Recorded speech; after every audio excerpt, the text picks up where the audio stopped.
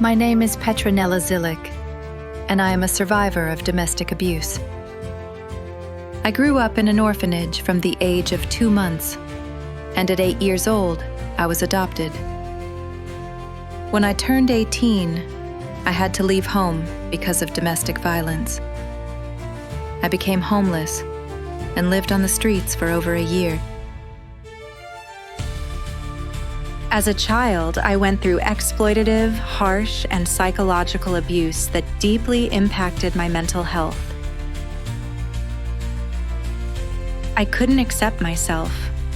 I was lost, unsure of who I was or where I belonged. I wanted to be someone else because I hated my own body. I felt trapped in pain and shame, broken on the inside. The pain I carried was far too heavy for a child. I didn't know how to ask for help, so I began to hurt myself. It was the only way I knew to release pain for which I had no words. I ran away from home many times, searching for safety but never finding it. I ended up in correctional facilities and psychiatric hospitals. These places were meant to help me, but often they only reminded me how broken and alone I was. But my story is not only about pain, it is also about survival. Even in the darkest moments, something inside me refused to give up. I learned to live one day at a time, even when everything felt hopeless. I found strength in faith, in the kindness of a few people who believed in me, and in the quiet voice within that whispered, "You were made for more than this." Every scar became a reminder, not of what broke me, but of what I survived. My resilience was born out of the places that once caused me pain, teaching me that even from the darkest chapters, light can rise again. For a long time, I lived only in survival mode. I didn't believe I deserved love or healing, but slowly, something began to change. In the midst of pain, I began to notice small signs of hope, a stranger's smile, a kind word, a moment of peace in prayer. When I was homeless, my step-grandmother helped me, and I will be grateful to her for the rest of my life.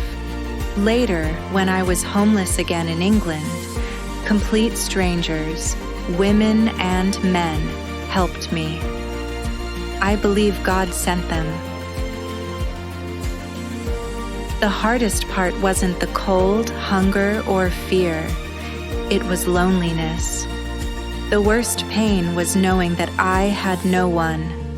As a child, I was told I was nothing, and after years, I started to believe it. True change began when I opened my heart to God. I realized I couldn't heal on my own. I needed His help and forgiveness. That was the moment my healing began. I started writing poems, songs, and stories. I sang, painted, and played guitar and piano. Art became my therapy, helping me release pain and see beauty even in brokenness. Healing is not a straight road. There were days when I fell again, but each time I rose stronger. I learned to forgive, not to excuse what happened, but to set myself free. Strength is not about never falling. It's about rising again and again. God turned my story of suffering into a story of love. I founded the charity Petronela's Hope, which supports victims of domestic abuse. I understand their pain because I have lived it myself. My mission is to bring hope, love, and healing, to show that no matter how deep the wounds, there is always a way up. After 33 years, I found my mother.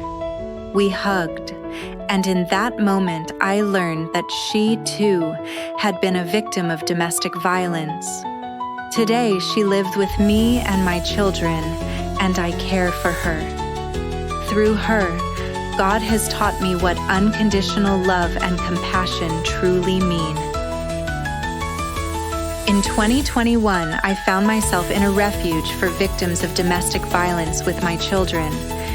We had nothing, only each other.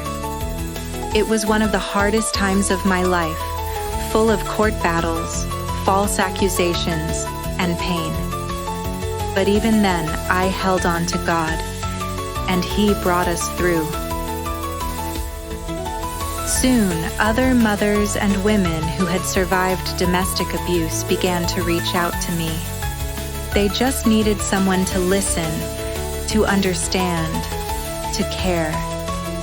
So I started helping them, just as others once helped me. I decided to continue my education. I studied psychology and business, completed courses in domestic abuse advocacy, and today I work as a coach for single mothers and women who have survived abuse.